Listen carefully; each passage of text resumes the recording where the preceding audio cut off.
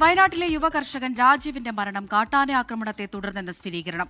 ആന്തരിക അവയവങ്ങൾക്ക് ഗുരുതര പരിക്കേറ്റുവെന്നാണ് postmortem report. കൃഷിയിടത്തിലിറങ്ങിയ കാട്ടാനയെ തുരത്താൻ എത്തിയപ്പോഴായിരുന്നു രാജീവിന് നേരെ ആക്രമണമുണ്ടായത്. രാത്രി ഏറെ വൈകിയും കാണാതായതിനെ തുടർന്ന് നടത്തിയ തിരച്ചിലിലാണ് രാജീവിനെ പറമ്പിൽ മരിച്ച നിലയിൽ കണ്ടെത്തിയത്. ആന്തരിക രക്തസ്രാവത്തെ തുടർന്നാണ് മരണം സംഭവിച്ചതെന്ന് പോസ്റ്റ്മോർട്ടം റിപ്പോർട്ടിൽ പറയുന്നു. പ്രദേശത്തിറങ്ങിയ കാട്ടാനയെ എത്രയും വേഗം പിടികൂടുമെന്ന് പഞ്ചായത്ത് ഭരണസമിതി അറിയിച്ചു.